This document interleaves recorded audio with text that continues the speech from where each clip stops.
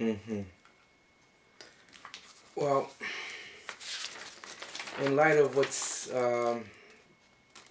going on with the situation on the ground in New Toledo, uh, and what's happening, I have concerns with our family on the ground in town Memphis that I'd like to get sorted out so we can get a few things on track better in that city area, which would make things a whole lot easier dealing with New Toledo.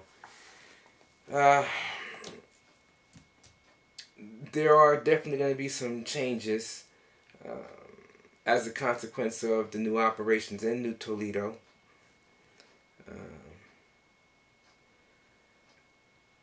The training scenario is going to be a lot different. The ESA training as well is going to be different.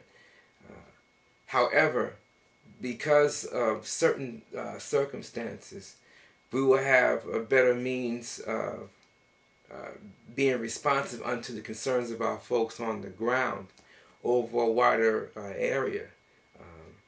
Going operational in New Toledo has changed, rather is changing particular circumstances. When we go full hot in New Toledo and we have enough folks on the ground trained and we have enough equipment on the ground trained for, able, ready, and operational underway, we'll be able to provide food and other things on our own terms there. It puts Canaan Flats on the map for us.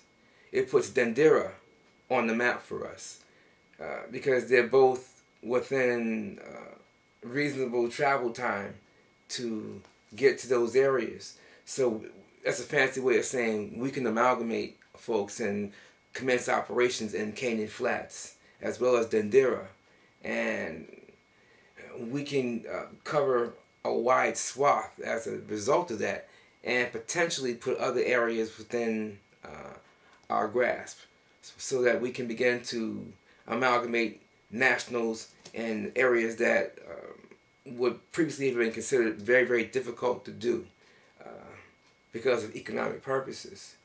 Those things are now starting to shed and fall by the wayside. Basically, New Toledo definitely has changed particular things for us. New horizons have manifest with good possibilities, and which is perfect timing for what's happening here in the Northeast. We are expanding ranks here, and more folks are getting trained, and as a consequence of said training, well, we do have choices. So I give thanks for that. I'm looking for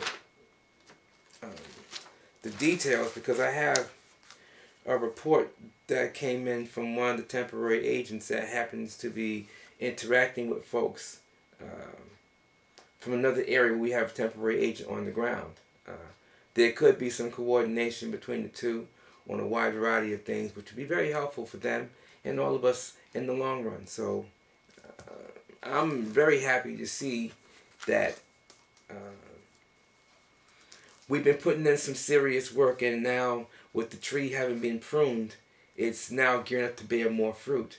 And for me, that's a wonderful thing. For all of our nationals, I think it's an excellent thing. And so the next few months are going to be interesting to see how things turn out, because the council and I have looked at a couple of things to see what changes are going to have to be made to the deployment schedule, because there are other cities on the horizon for us where we have had folks on the ground as long-term temporary agents, but we weren't able to go operational in their areas. We're looking at particular things going hot in particular locations, and when you are good to folks and when you treat folks how you want to be treated, you earn respect. And when what you're doing is viable and valid and makes sense to folks, it's inevitable that folks will take a hard look at you and your numbers begin to increase, and which is what we're seeing happen right now. We don't do the rah-rah, as you know. We just quietly go about doing the work to make sure our folks eat on our own terms, having fair and equitable access unto resources and supplies across the planet on our own terms. being humble but dignified yet always firm is the way, and we are living proof of that, and I'm grateful for that. So we just got to keep on doing what we do to make sure that we are being fair and equitable and using the 5 basic principles and how we interact with folks and treat folks how we want to be treated, and the good things will continue for us. And I'm grateful that the new folks are coming in and they're grasping everything and they're working